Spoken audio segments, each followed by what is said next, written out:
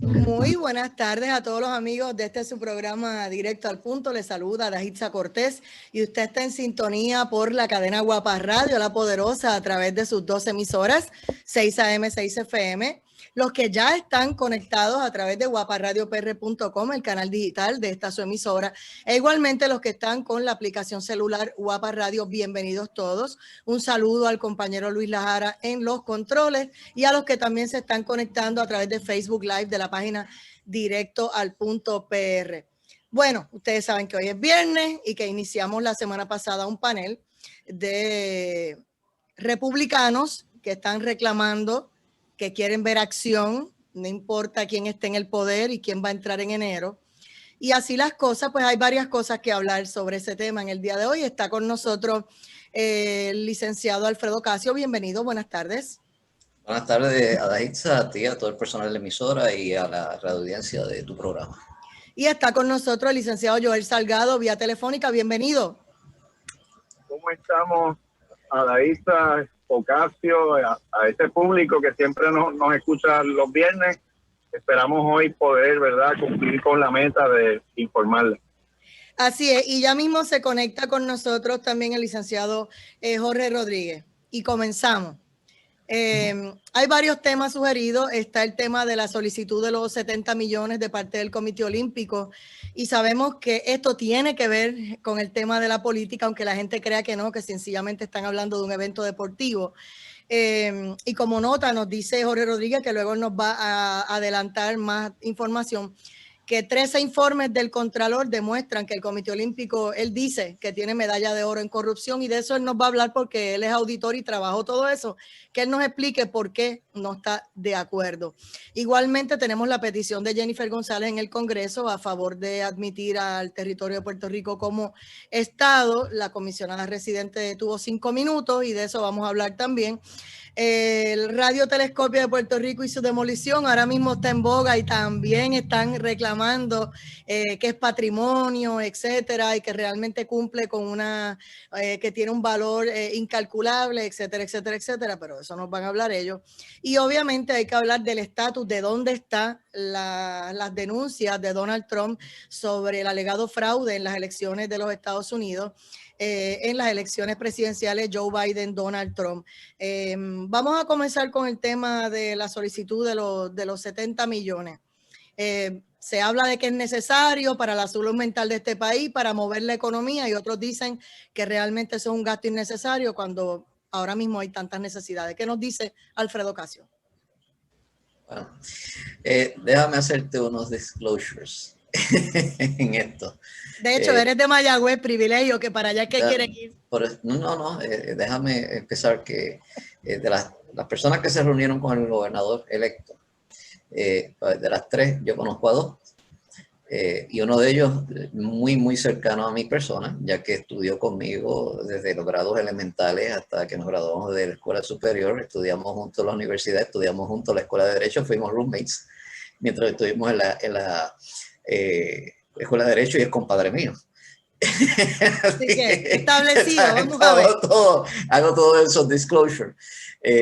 Creo que se celebraron en el 2010 en los Juegos Centroamericanos en Mayagüez. Hay una serie de edificaciones que se hicieron allí, que pues, se hicieron para los Juegos, pero que luego de los Juegos el uso que se le ha dado es bien poco.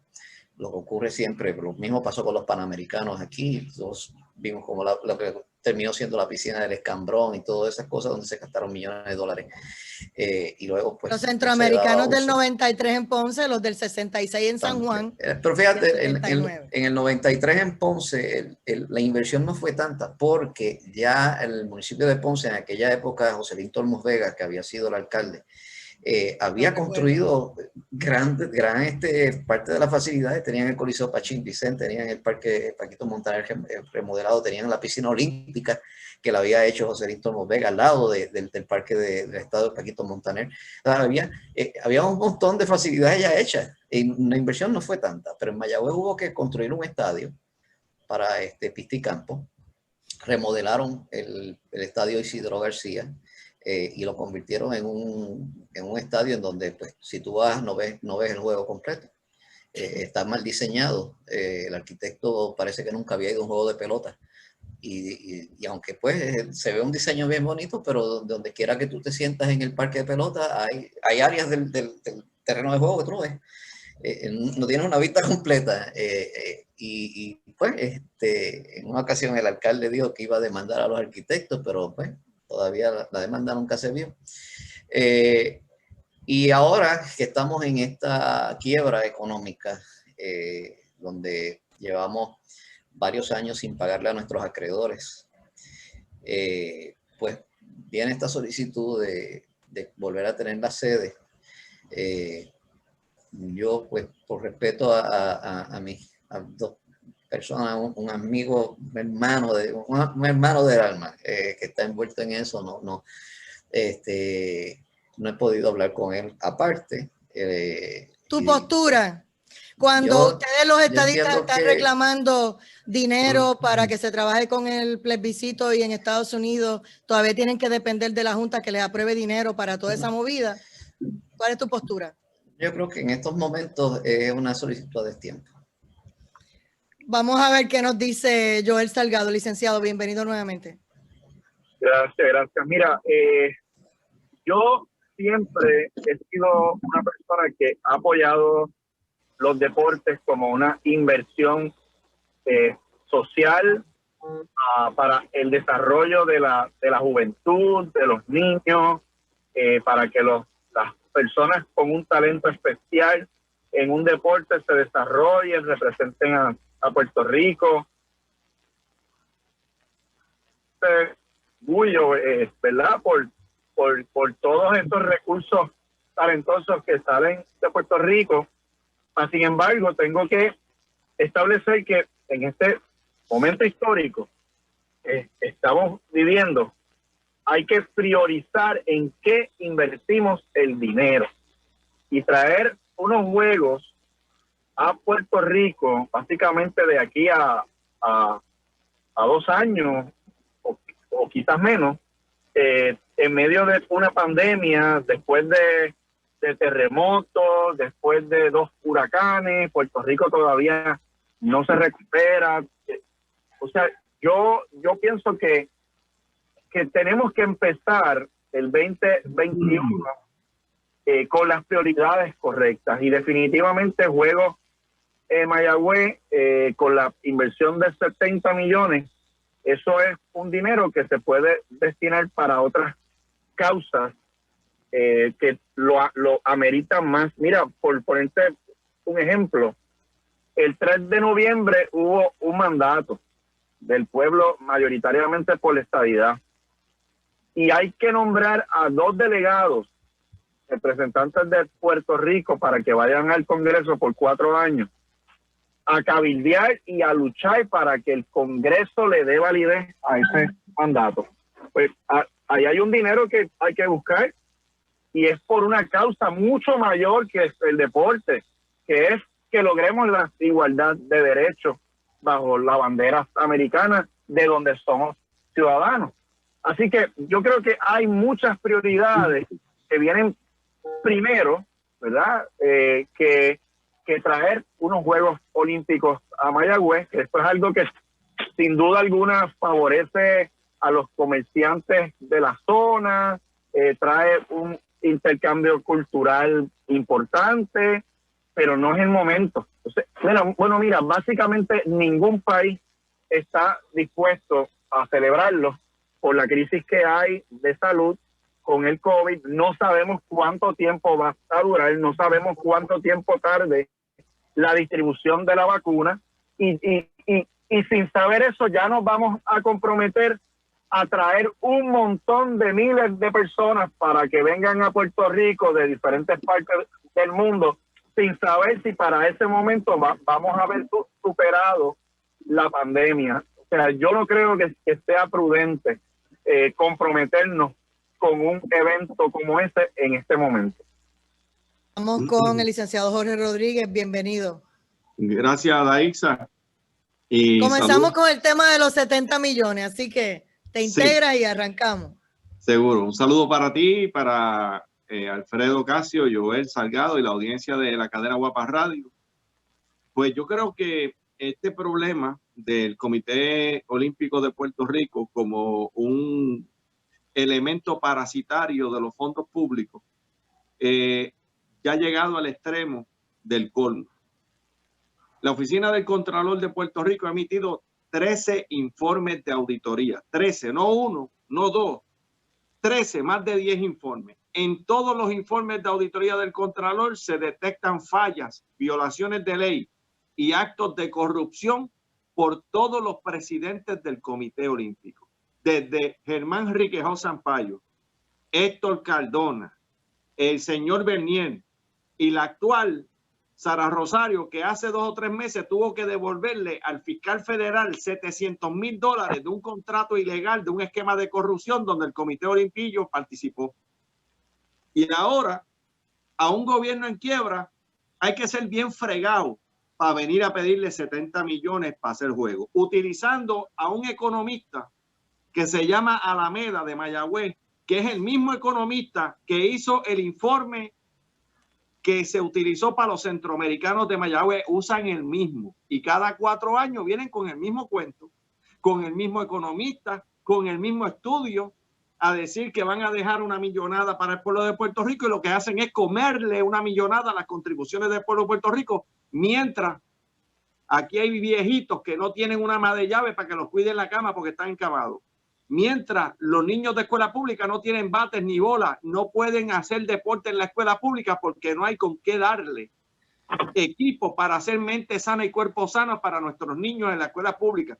Porque aquí ellos lo que quieren son los de alto rendimiento. El gordito y el flaco de la escuela que se chaven. Y los chavos de la educación física en las escuelas públicas se los está tragando el Comité Olímpico de Puerto Rico. Yo creo que a raíz de las circunstancias económicas de Puerto Rico, a raíz de la trayectoria de corrupción, si este gobierno le cancela los contratos a Naudi por corrupto, le cancela los contratos a la gente del Instituto del SIDA por corrupto, ¿por qué se le va a seguir dando dinero a un comité que tiene 13 informes de auditoría de la Oficina del Contralor que demuestra que es un comité corrupto? Que se reparten los chavos del pueblo como si fuera fiesta y después no quieren dar cuenta. Y esa ha sido la trayectoria, y se lo digo yo que trabajé 7 años como auditor del Contralor con Iliana Colón Carlos, y allí Germán Riquejó Sampaio, antes de morir, formó una pataleta dando bastonazos en un escritorio cuando se les cuestionaron sus actos turbios como presidente del Comité Olímpico de Puerto Rico. Pero hay un sector de la prensa y unos sectores con intereses políticos de izquierda que les gusta que se inviertan fondos públicos para irse por el mundo a pasearse y darse pompa de república y de país soberanista con los chavos de un pueblo que está sufriendo necesidades. La señora presidenta del Comité Olímpico se debería de abochornar, y el gobernador que le asigne un dinero, un solo dólar público al Comité Olímpico, lo deben de sacar de la silla. ¿Cuánto dinero, le pregunto a Alfredo y a Joel, cuánto dinero se requería con relación a la ley 51 cuando aprobaran el plebiscito para trabajar con todo lo que era el resultado del referéndum versus los 70 millones que están pidiendo para el Comité Olímpico? Más o menos, ¿de cuánto estamos hablando? Bueno, Joel. Yo no tengo el número exacto, pero entiendo que rondaba por los 2 millones. Si no me equivoco. Puede estar entre los 2 a 4 millones. O sea que mientras están prácticamente rogando de rodillas ante la Junta de Control Fiscal que les apruebe ese dinero para trabajar con algo que el pueblo por mayoría decidió, explícame, Alfredo. Déjame hacer el cómputo. Pues si tú le vas a pagar a esa delegación lo mismo que se le paga a un congresista, que son está ahora mismo en $172,000 anuales. Tienes que multiplicarlo por 6, pues son 4, son 6. O sea, sí. Si Puerto Rico fuese estado, tendríamos, con la baja poblacional que tenemos, tendríamos 4 congresistas y 2 senadores. Deja por 6, multiplícalo por 6, estamos hablando de unos 700, casi 800 a 900 mil dólares, no llega al millón. Y entonces le tienes que añadir los gastos de oficina, personal y todo eso. Estamos posiblemente alrededor de unos 3 millones, 2 a 3 millones. Miren, yo para récord en este tema, ¿verdad? Para seguir en otros temas, como periodista de deporte, yo cubrí Juegos Olímpicos en Barcelona, Panamericanos en La Habana, Centroamericanos aquí en Puerto Rico, en México, en República Dominicana, Campeonatos Mundiales en Canadá, en Argentina, etcétera, etcétera. Eso no es por falta de información, que yo también estoy en contra de los juegos. Entonces rápido acusarán a uno, es que no es patriota, es que le molesta que la bandera puertorriqueña enarbole, es que no es no se considera puertorriqueña, etcétera, etcétera. Y a mí de verdad no me importa lo que opinen, pero yo he estado en todos esos eventos y sé la inversión que se tiene que hacer. Y recuerdo nada más en los Juegos Olímpicos que era una villa de periodistas, de 15,000 periodistas nada más. Y como estaban hablando ustedes con el COVID, ¿cómo? Si todavía no hemos garantizado, ni siquiera sabemos con qué dinero vamos a comprar la vacuna para que todos los millones de puertorriqueños la tengan, estamos hablando de organizar unos juegos. Sí traje el tema en este panel de estatus y en este panel que se están hablando asuntos importantes, porque precisamente por el tema del referéndum que todavía se están matando allá en la Comisión Estatal de Elecciones por cada voto, y obviamente también hay votos por ahí desperdigados de este referéndum que serán añadidos los que votaron a mano. Pues claro que sí que tenemos que hablar de esta situación, porque es el pueblo de Puerto Rico soberano el que decidió el sí por la estadidad, y hay que respetar eso y hay que buscar y arañar debajo de las piedras los chavos para atender ese asunto. Y hay una diferencia entre ese dinero, porque ese dinero está avalado por los votos del pueblo para resolver el estatus de Puerto Rico. El que pide Sara Rosario del Comité Olimpillo de Puerto Rico no está avalado por los votos de nadie. Y le voy a decir algo, yo invito a los que están escuchando este programa a que busquen en la oficina del Contralor el informe DA 0119, DA 0119. En ese informe se dice claramente que se hicieron desembolsos por $271,727 para pagarle salario al presidente del Comité Olimpillo, Héctor Cardona, cuando la propia carta que establece ese comité dice en el artículo 303C, ningún miembro del Ejecutivo recibirá salario, remuneración de clase alguna por su servicio. Se pututearon casi más de $250,000 en un solo presidente del Comité Olimpillo, violando sus propias reglas, con fondos públicos de una corporación que todo el mundo conoce en Puerto Rico, que se llama la Autoridad Metropolitana de Autobuses. Y por ahí usted puede ver informe tras informe de la Oficina del Contralor, y lo que hay es una comparsa de actos de corrupción, de malversación de fondos públicos, de baile, baraja, botella, a nombre del emocionalismo, de un falso patriotismo que le roba los fondos a los pobres en el gobierno para repartírselo en un grupito que no son los atletas, son los medallistas de oro en repartición de fondos públicos con la excusa de los Juegos Olímpicos. Y a la gente le molesta recordar lo de los toldos azules, porque dice que algunos de los que tienen toldos es porque les ha dado la gana, pero sí, todavía hoy, después de María, queda gente con toldos azules, aunque a la gente no le gustara y quisiera pasar la página, no se puede pasar porque están ahí, son de carne y hueso y existen. Próximo tema, la petición de Jennifer González Colón ante el Congreso de los Estados Unidos a favor de admitir el territorio de Puerto Rico como Estado. Comenzamos con Alfredo Ocasio. Bueno, en ese aspecto, pues, para los que no lo sepan, todos los días en el Congreso, la Cámara de Representantes, ya precisamente como a esta hora, después de por la noche, hay un espacio donde cada congresista tiene 5 minutos para hablar lo que quiera. Pues, el congresista habla lo que quiera. La semana pasada, en esta misma semana, la congresista Stephanie Murphy, que fue reelecta por el Distrito 7 en la Florida, dio un discurso hablando sobre el resultado del plebiscito y de que el Congreso tenía que honrar ese resultado. Antes de ayer, fue el senador Marco Rubio, que expresó en un tuit en su respaldo a la estadidad, que Puerto Rico había decidido sobre la estadidad y que había que admitir a Puerto Rico como Estado. Antes de eso, tan cercano como el 5 de noviembre, el periódico de tendencia liberal demócrata New York Times publicó un editorial reclamando que se honre el resultado de este plebiscito, porque contrario a lo que ocurrió en el 2012, que ganó la estadidad, pero entonces desmerecieron el triunfo de la estadidad con lo de los votos en blanco. Y luego en el plebiscito del 2017 que desmerecieron el triunfo de la estadidad con que hubo una asistencia baja. En esta ocasión no hay ninguna excusa. En esta ocasión la pregunta fue directa: si usted quiere que Puerto Rico sea admitido como un Estado de la Unión, sí o no. Y ganó sí. Y sobre eso no hay excusa. Y cuando yo veo el revolú que están haciendo los de violencia comunista en el Coliseo Roberto Clemente para desmerecer el resultado electoral, ellos saben que no van a lograr nada en las candidaturas locales.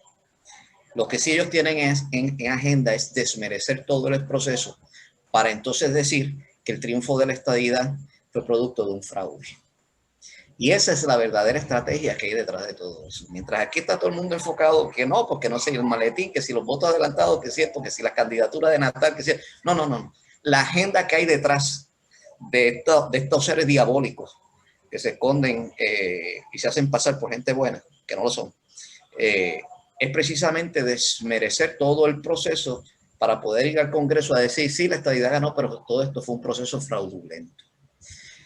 Y en ese aspecto, pues, los 5 minutos que el día de ayer Jennifer González dedicó para promover precisamente el triunfo de la estadidad y que se tiene que actuar, que el Congreso tiene que actuar sobre esta petición de estadidad que está haciendo el pueblo de Puerto Rico, son bien importantes.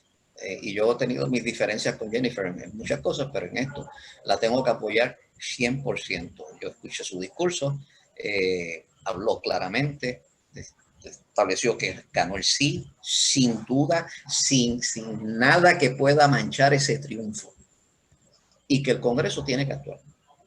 Hay gente que cree que tienen unos conceptos de democracia que no hay quien los entienda. Ellos creen que un cambio de estatus tiene que ser, como está hablando un popular muñozista hoy, que tiene que ser con un 100%. Eso es lo que él llama mayoría, 100%, la unanimidad. Obviamente no entiende lo que es la democracia. Y yo no iba a discutir con él, simplemente lo escuché y le hice muchas preguntas y yo lo veía como se quedaba. Y hasta que cuando me dijo eso, yo le dije, o sea, que Hernández Colón nunca debió haber sido gobernador. Porque nunca... Dice, no, él ganó. Pero a esos niveles llegan. Así que es otro paso más. Lo que debe en este momento, durante la sesión extraordinaria que va a haber de la legislatura, es aprobarse, como hablamos la semana pasada, una resolución conjunta, donde el gobierno de Puerto Rico oficialmente, como un acto oficial del gobierno de Puerto Rico, le pide al Congreso de los Estados Unidos la admisión de Puerto Rico como Estado. Ese es el paso que tenemos que dar. Vamos con el licenciado Joel Salgado. Mira, añadiendo a lo que muy bien expresa el compañero, quiero traer el dato de que el director ejecutivo de la revista Forbes, Steve Forbes, una persona sumamente influyente a nivel de los Estados Unidos, internacionalmente, grabó un video estableciendo que reconocía que la mayoría de los residentes de Puerto Rico apoyaron que Puerto Rico fuera admitido como Estado, y que él desde su posición de director ejecutivo de la revista Forbes, él apoya que el gobierno de los Estados Unidos tiene que respetar el mandato de la mayoría y tiene que comenzar un proceso de admisión. Eso te deja ver lo poderoso de la democracia en Estados Unidos, en donde un voto mayoritario realmente tiene un peso enorme. No solamente Steve Forbes, tenemos también a la revista Moody's, que es una casa que tiene todo lo relacionado con las acciones en el mercado de valores. Publicó también una columna que establece que Puerto Rico habló claramente, y que Moody's como entidad no apoya el proyecto de ley de Alexandria Ocasio y Nidia Velázquez, porque Moody's dice que un referéndum adicional o una asamblea constitucional de estatus, lo que podría promover es confusión en el resultado del 2020. Así que vemos cada vez más entidades de los Estados Unidos de importancia reconociendo el voto mayoritario por la estadidad, y tenemos también una compañía llamada Data for Progress que se dedican a hacer estudios de encuestas, tendencias, análisis histórico, y establece en una encuesta muy poderosa que Puerto Rico, entre los llamados battleground states, que son los estados que deciden las elecciones en Estados Unidos, Florida, Iowa, Maine, Michigan, Carolina del Norte y Pensilvania, Puerto Rico tiene el favor mayoritario de los ciudadanos en cada uno de esos estados, quienes favorecen que Puerto Rico sea estado, aún por encima de Washington, D.C., por darte un ejemplo. El estado de Pensilvania, que fue decisivo en las elecciones del 2020, Washington, D.C. tiene un 39% a favor, un 34% en contra, y Puerto Rico tiene un 56% a favor y un 24% en contra. Y eso se repite en todos los estados. Así que las expresiones de Jennifer en el hemiciclo de la Cámara tienen una importancia histórica, porque es el momento en que queda para récord que la representante de los puertorriqueños se paró en el Congreso para récord y dejó para la historia el resultado mayoritario del 3 de noviembre a favor de la estadidad. Y ese acto, unido con todas las expresiones de senadores como Rubio, representantes, entidades privadas, expresándose a favor y en respeto al mandato mayoritario. Y yo creo que tengo que felicitar a Jennifer porque hizo historia. O sea, yo en mi página, La Suprema Definición, en Facebook, publiqué los 12 pasos necesarios para lograr la admisión de Puerto Rico como Estado. Pues de eso vamos a hablar, que tengo la música encima, ya mismito, y regresamos con la posición del licenciado Jorge Rodríguez. Regresamos en breve, esto es Directo al Punto.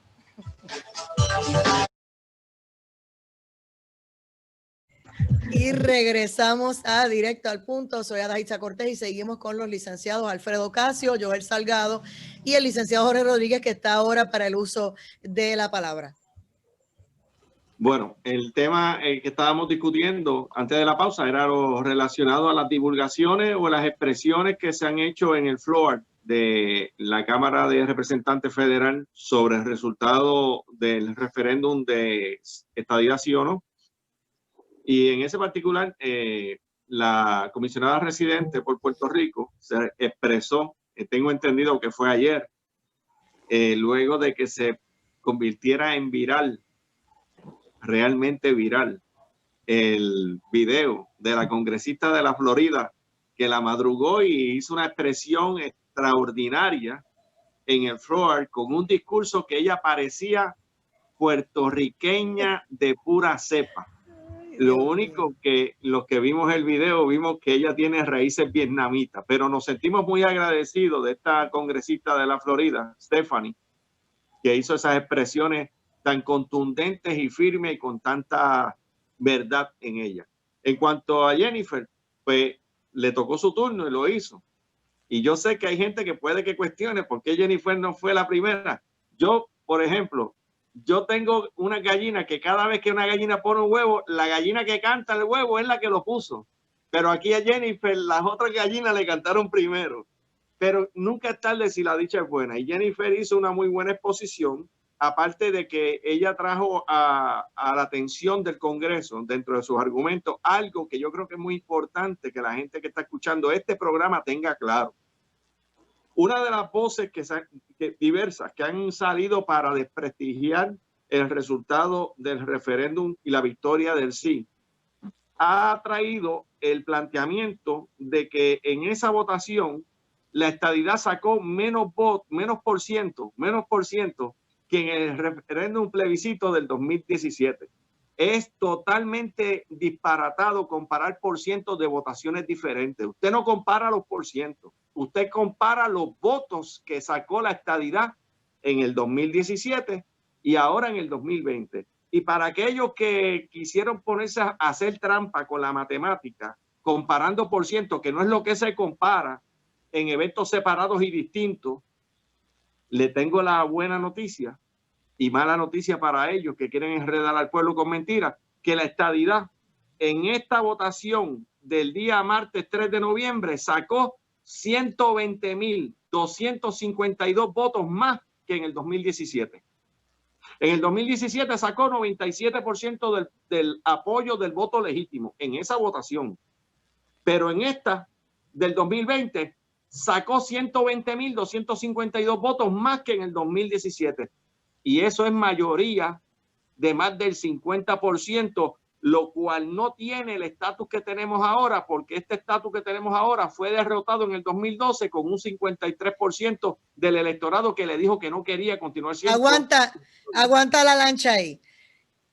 Un embuste repetido muchas veces se convierte en una realidad. Y desde que se ganó ese plebiscito de estadidad, ¿sí o no? En el país lo único que se escucha es que ganó por menos votos, que cómo le van a explicar al Congreso que ganó menos votos. El PNP acostumbra a permitir que otros hablen por él, por el Partido No Progresista, por el gobierno de turno, siempre que están, permiten que ese tipo de cosas pasen. ¿Cómo se le va a aclarar no solamente al Congreso? Tienes que empezar a convencer a los boricuas de que de verdad votó más gente. Por lo menos, si usted se pone a ver las largas filas que hubo y los que salimos a las 5 y pico, 6, 7 de la noche de las votaciones como yo, pues sabemos que hubo mucha gente que votó.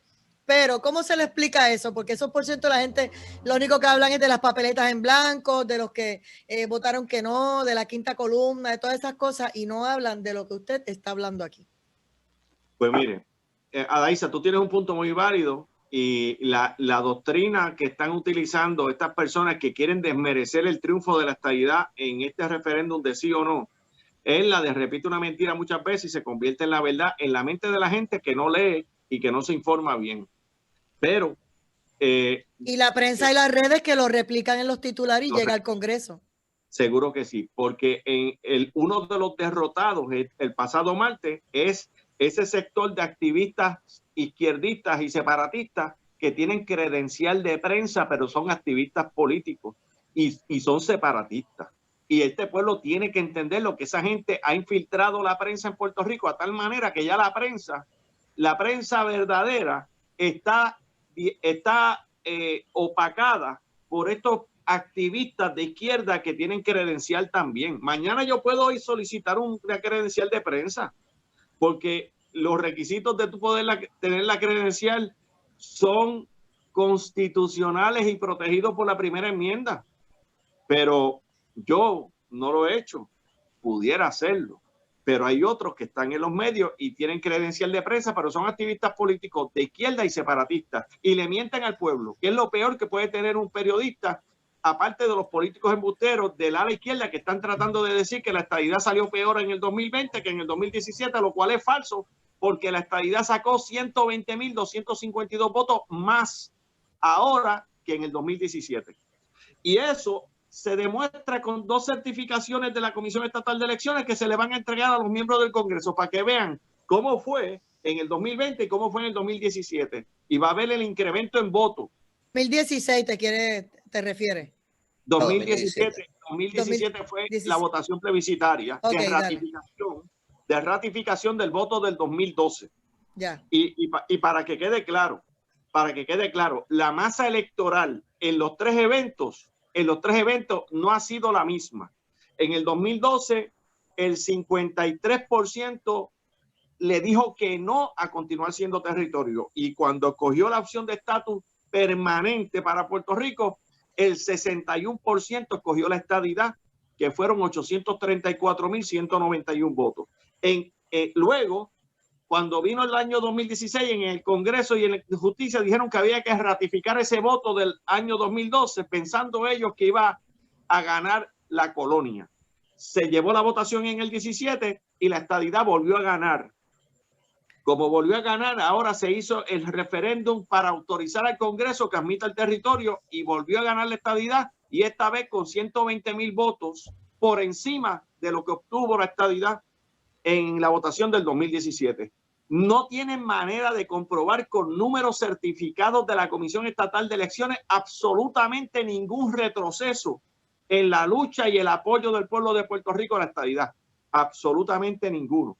Esos 120,252 votos adicionales que sacó la estadidad ahora en el 2020 sobre lo que obtuvo en el 2017 están ahí, no los despinta nadie. Y le voy a decir una cosa. Cuando se acabe el escrutinio general, usted va a ver y se va a acordar de mí que ese número de 120,252 votos por encima del 2017 que obtuvo la estadidad ahora va a crecer. Espérelo. Vamos. Con calma que vamos a llegar. Vamos con Alfredo Casio. Joel Salgado en su último turno. Yo no me he expresado en este tema. Ahora, ¿tú no te expresaste en este tema? No, para nada, todavía. Pues adelante, porque cuando hablaste de los 12 pasos, pues de eso era que íbamos a hablar ahora. Así que iba a hablar con ellos de los pasos que realmente pues se deben seguir para lograr lo que tú estabas hablando. Así que vamos contigo, Joel. Mira, en cuanto a los porcientos y a la participación, yo les tengo que traer un dato histórico. Cuando en Alaska se celebró el referéndum de estadidad sí o no, la participación fue de un 17%. Y de ese 17%, el 58% apoyó la estadidad. En el caso de Hawái, participó un 35%. Un 35%. Y de ese 35%, el 67% apoyó el sí por la estadidad. Si comparamos eso, y el Congreso validó esos resultados. Así que si los comparamos con Puerto Rico, en donde participó un 52% del electorado, más un 52% le votó a favor en la elección de referéndum. En Puerto Rico hubo más participación y el mensaje fue mayor y más contundente. Así que el que me diga a mí que el resultado no fue convincente es porque no conoce historia y tiene el afán, como siempre, de como son minorías, como perdieron, como los antiestadistas perdieron, siempre tratan de buscar un subterfugio, algo para tratar de mermar la credibilidad de un resultado que claramente es el mayoritario, como pasó en el 2012, que le metieron los votos en blanco, y un voto en blanco le quisieron dar mayor validez que el voto que la gente ejerció a favor de la estadidad, y en el 2017 validaron más la gente que no fue a votar que la gente que fue a votar. Así que en este caso, como no tienen esa excusa, ahora se inventan de que el porciento fue menor del 17, que no fue suficiente. Miren, cuando nos vamos a la historia, el Congreso de los Estados Unidos ha validado referéndum que han tenido menor participación que en Puerto Rico. Así que no hay excusa. Contestando tu pregunta en relación a lo relacionado al referéndum, les tengo que indicar que el primer paso que yo puse en mi columna en la Suprema Definición en Facebook era que la comisionada residente, la representante de los puertorriqueños, de los residentes de Puerto Rico, le presentara oficialmente el resultado. Y por fin, y gracias a la comisionada por cumplir con el primer paso. El segundo paso es que el gobernador electo de Puerto Rico dirija desde Puerto Rico al Congreso, a los medios americanos, al mundo, que los puertorriqueños quieren que Estados Unidos lo admita como Estado, porque ya llevamos 123 años como territorio de los Estados Unidos, llevamos desde el 1917 como ciudadanos americanos, y ya es hora, ya es tiempo de que se respete. Vamos con algunos de las, en esa misma línea, Alfredo Casio, ¿qué debemos hacer? Ya escuchamos esos dos puntos, ¿cómo debemos seguir esto? Ya en ese aspecto, pues creo que el discurso que dio Jennifer en el Congreso fue un primer paso. Aparte de Stephanie Murphy, Marco Rubio y otros que también se están expresando a favor del resultado plebiscitario de la estadidad en esta ocasión. Para la gente en el Congreso, pues se está presentando el hecho de que el plebiscito lo gana la estadidad de esta manera, como que es un hecho ya cierto y final, que el pueblo de Puerto Rico quiere la estadidad. Ya no hay duda, ya no hay nada que el Congreso nos pueda decir, vayan y pónganse de acuerdo y vengan para acá con una solución. Pues ya nosotros nos pusimos de acuerdo y le estamos presentando la solución, que queremos la estadidad. Como te dije, entiendo que en la sesión extraordinaria debe aprobarse una resolución conjunta de Cámara y Senado, pidiendo oficialmente de parte del gobierno de Puerto Rico el que se admita a Puerto Rico como Estado de la Unión. Y debe hacerse inmediatamente con la gobernadora actual, que también dirige una carta al Congreso junto con esta resolución, dejándola. El gobierno de Puerto Rico oficialmente pide esto. Y ya la bola está en la cancha del Congreso.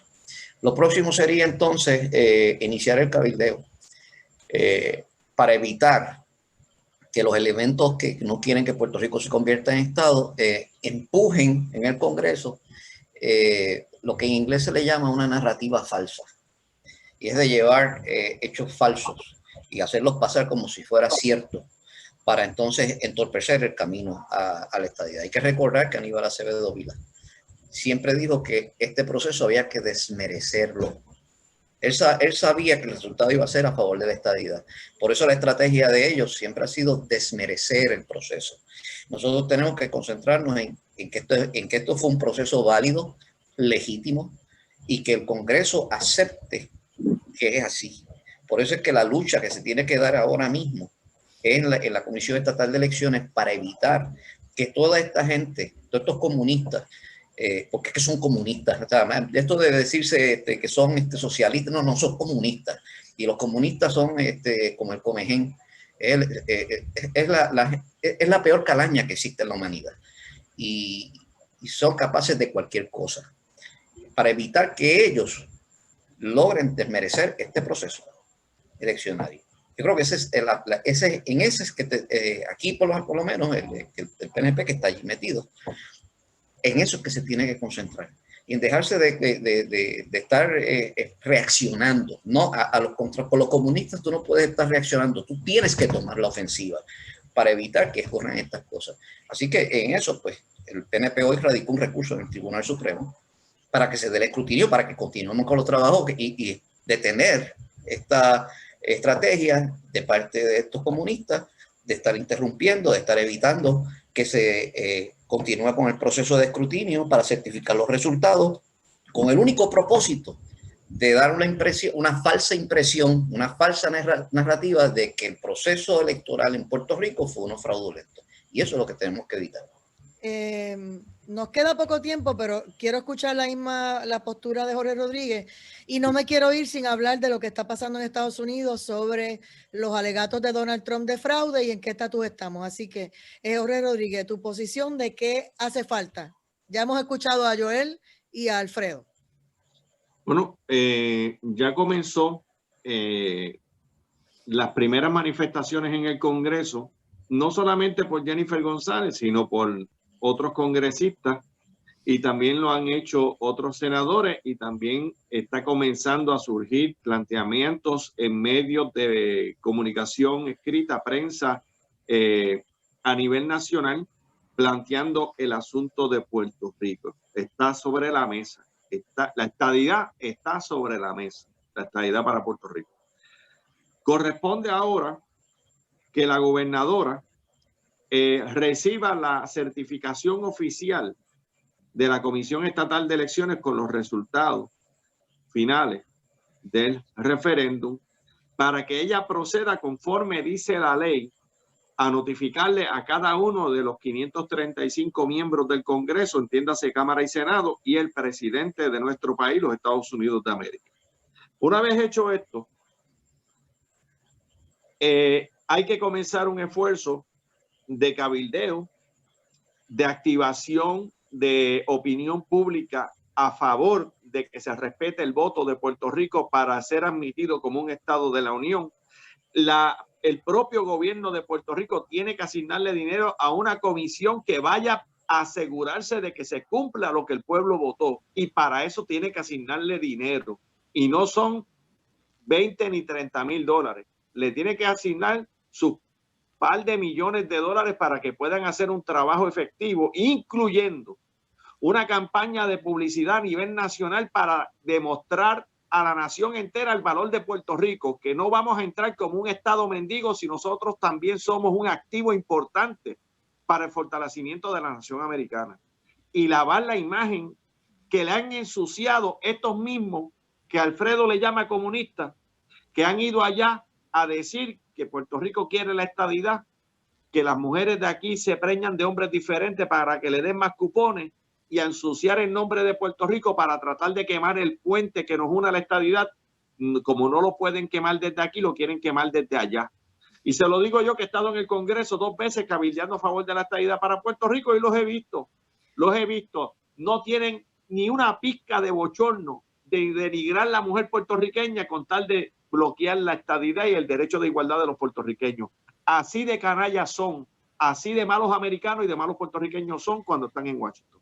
Vamos, es cierto. Sí, Alfredo. Yo vi hasta en el 98, en el proceso del 98, ellos llevaban a esta señora en bata por los pasillos del Congreso, entrando a la oficina de los congresistas, diciendo, no, estas son las mujeres puertorriqueñas en bata.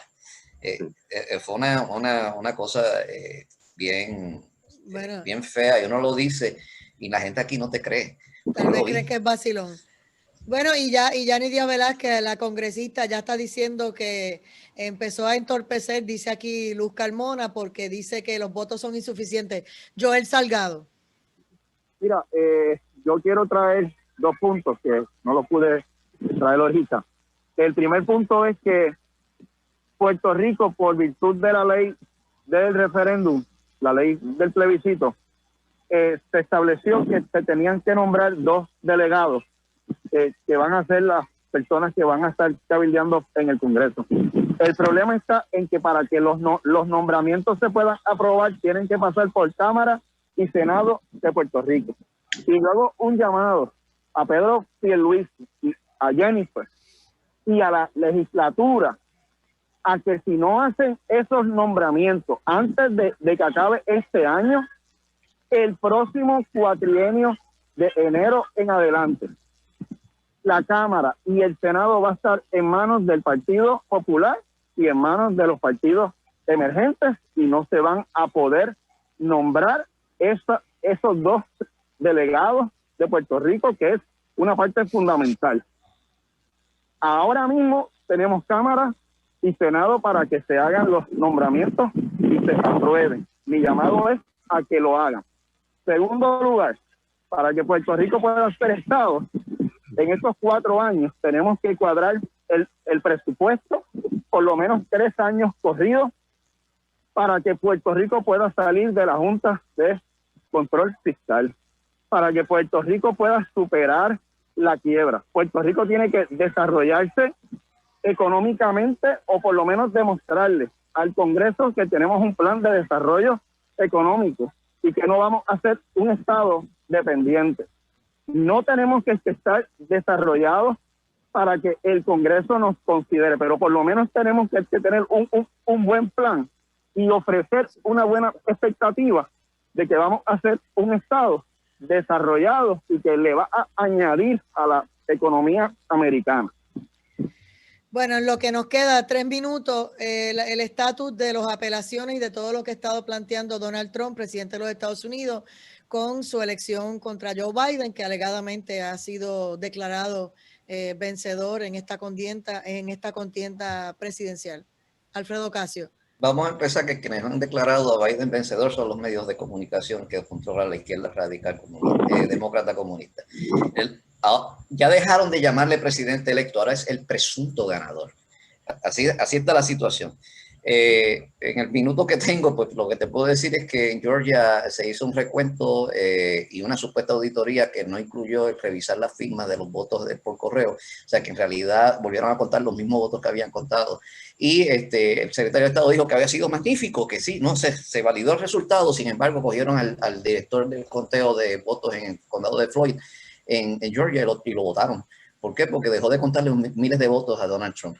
Y esa es la situación que está viendo. Y hay unos serios señalamientos en cuanto a la compañía Dominion y sus máquinas de votar y el software que ellos utilizaron, donde votos que se emitían a favor de Trump se contaban a favor de Biden. Y todas esas son pruebas que se han levantado. Hay declaraciones juradas de personas que han estado involucrados con Dominion, incluyendo un venezolano, que cuando Dominion se desarrolló en Venezuela, pues sabe que el software se utiliza para robarse las elecciones en Venezuela y que lo mismo ocurrió aquí en los Estados Unidos. Pero, como te digo, todo esto va para los tribunales, esto va para el Tribunal Supremo y allí se tomará la decisión correspondiente. Hay quienes no le están dando ninguna credibilidad y dicen que esto es un pataleteo en lloriqueo. Bueno, lo que no le dan credibilidad son los medios de comunicación que controla esa izquierda radical que quiere traernos el comunismo aquí. Jorge Rodríguez, que también está pendiente de ese tema. Sí, lo primero que creo que le debo decir al pueblo es que la abogada de Donald Trump acaba de anunciar hoy que gente del Departamento de Justicia y de las autoridades federales confiscaron en Frankfurt, Alemania, los servidores que tienen que ver con el conteo de votos de la elección presidencial. Jorge, ya es oficial esa información entonces. Yo la tengo aquí ahora mismo, el parte de prensa. Yo tenía conocimiento, pero como no había sido oficialmente validada, sí, yo sabía que se habían confiscado los servers de dominio en Frankfurt. Ya los confiscaron, ya confiscaron los servidores. Ahora se va a saber la verdad, presumiblemente porque quienes han incautado eso es el Departamento de Justicia. Y los expertos en cibernética van a determinar qué pasó ahí y quién verdaderamente ganó o no ganó. Se va a conocer a base del estudio y la auditoría que se haga de esos servidores. Así que el tipo de auditoría forense, ¿no? Con eso. Sí, y de la programación, porque ahora ellos tienen ya ellos confiscaron. y fíjate, estaban en Alemania. ¿Quién iba a pensar que desde Alemania iba a haber un esquema para utilizar una modalidad similar a la que utilizó Hugo Chávez para robarle las elecciones a Enrique Capriles en Venezuela? Porque Enrique Capriles sí ganó la presidencia de Venezuela y Hugo Chávez se la robó. Y hacerle lo mismo desde Alemania con el mismo truco a Donald Trump. Vamos a esperar, pero esto no se ha acabado. Sí, tenemos que ir, Alfredo. Que esos servers es donde Dominion guardó la información real del resultado de la elección. Esa es la información que tenía. Allá es que está el meollo de la situación. Me imagino que hay que ver lo de las máquinas que contaban y acreditaban a uno y a otro. ¿Ah? Sí. Bueno, nos tenemos que ir. Gracias, licenciado Alfredo Ocasio. Gracias, licenciado Jorge siempre, gracias a ti. Y gracias, Joel Salgado, por haber estado con nosotros un viernes más. Nos vemos el viernes próximo y nosotros, amigos, hacemos una pausa y regresamos en breve. Buen fin de semana a todos. Igualmente, bendiciones.